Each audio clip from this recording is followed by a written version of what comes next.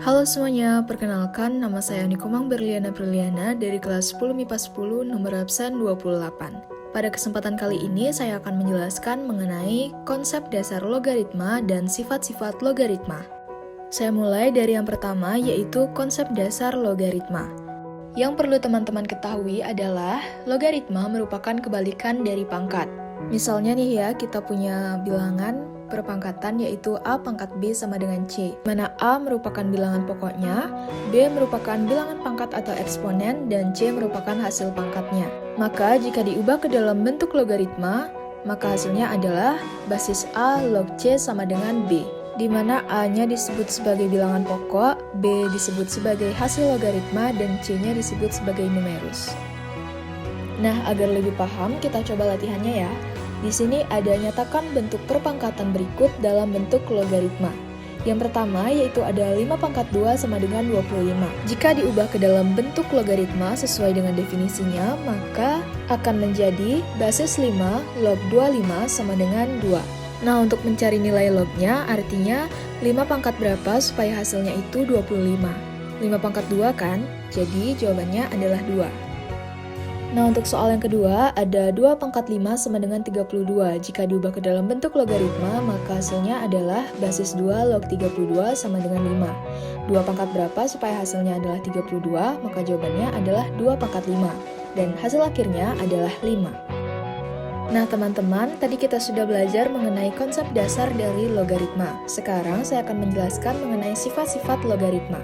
Saya mulai dari yang pertama, yaitu basis A log A sama dengan 1. Nah, ketika ada basis dan numerusnya sama, maka hasilnya adalah 1. Nah, contohnya di sini ada basis 15 log 15, maka sesuai dengan sifat yang pertama, hasilnya adalah 1.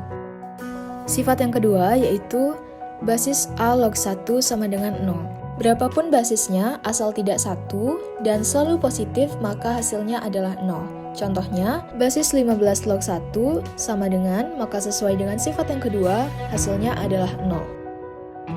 Sifat yang ketiga yaitu ketika kita menemukan logaritma yang berupa perkalian, maka bisa kita jadikan penjumlahan logaritma yang basisnya sama. Di sini ada basis A yaitu basis A log BC, maka dapat kita jadikan penjumlahan logaritma yaitu basis A log B ditambah basis A log C.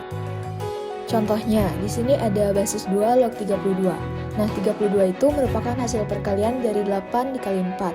Maka dapat dituliskan basis 2 log 8 ditambah basis 2 log 4. Maka kita hitung satu persatu.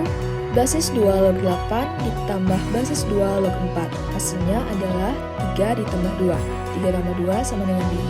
Maka hasil akhirnya adalah 5. Sifat yang keempat yaitu jika ada basis A log B per C, maka logaritmanya dapat kita kurangkan. Nah, tadi kan jika numerusnya itu berupa perkalian, maka logaritmanya kita jumlahkan. Nah, sekarang jika berupa pembagian, maka logaritmanya kita kurangkan. Contohnya, di sini ada basis 3 log 18 dikurang basis 3 log 2. Bentuk ini akan sama dengan basis 3 log 18 per 2. 18 per 2 itu sama dengan 9, maka kita tinggal mencari nilai dari basis 3 log 9. 3 pangkat berapa agar hasilnya adalah 9? Ya benar, 3 pangkat 2, maka hasil akhirnya adalah 2.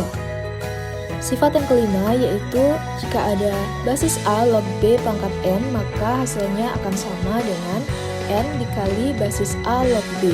Artinya, jika kita menemukan numerus yang berpangkat, maka pangkatnya dapat kita jadikan sebagai pengali dari logaritmanya. Contohnya, basis 2 log 32. Nah, di sini 32 dapat kita nyatakan sebagai basis 2 pangkat 5. Nah, berdasarkan sifat di atas, dapat kita tuliskan menjadi 5 dikali basis 2 log 2. Nah, kita ingat sifat yang pertama, jika basis dan numerusnya sama, maka hasilnya adalah 1. Jadi tinggal kita kalikan 5 dikali 1 sama dengan 5. Nah, berikutnya ada sifat yang keenam. Nah, kalau sifat yang kelima kan pangkatnya itu cuma numerusnya saja. Nah, jika sifat yang keenam ini pangkatnya itu ada pada numerus dan juga pada basisnya. Seperti di sini ada basis A pangkat M log B pangkat N. Nah, pangkat pada numerus kita bagi dulu pada pangkat basis menjadi N per M dikalikan dengan logaritmanya, yaitu basis A log B. Contohnya, Di sini ada basis 8 log 4. Basis 8 itu dapat kita ubah menjadi 2 pangkat 3 dan 4 dapat kita ubah menjadi 2 pangkat 2. Jadinya, basis 2 pangkat 3 log 2 pangkat 2. Nah, sesuai dengan sifatnya, maka pangkat numerus dengan pangkat basisnya tinggal kita bagi, yaitu 2/3 dikali basis 2 log 2. Di sini kita ingat lagi sifat yang pertama, yaitu jika basis dan numerusnya sama, maka hasilnya adalah 1. Nah, tinggal kita kalikan 2/3 dikali 1 sama dengan 2/3. Jadi hasil akhirnya adalah 2/3. Sifat yang ketujuh adalah jika ada basis A log B, maka dapat kita ubah menjadi 1 per basis B log A. Jadi kita bisa menukar antara basis dengan numerusnya, caranya seperti ini. Contoh, di sini ada basis 8 log 2, maka sesuai dengan sifat di atas dapat kita ubah menjadi 1 per basis 2 log 8. Nah, 2 pangkat berapa agar hasilnya 8? Maka jawabannya adalah 3. Maka hasil akhirnya adalah 1/3. Kita lanjut ke sifat yang ke-8, yaitu di sini ada basis A log B dikali basis B log C dikali basis C log D, maka hasilnya adalah basis A log D. Asalkan ini yang berurutan itu sama, basis A log B, basis B log C, basis C log D, maka hasilnya tinggal kita lihat awal dan akhirnya saja. Contoh, di sini ada basis 3 log 2 dikali basis 2 log 5 dikali basis 5 log 9. Maka sesuai dengan sifat di atasnya kita bisa tulis langsung, yaitu hasilnya adalah basis 3 log 9. 3 pangkat berapa agar hasilnya 9? Jawabannya adalah 2. Sifat yang ke-9 yaitu jika ada A pangkat basis A log B, maka hasilnya adalah B.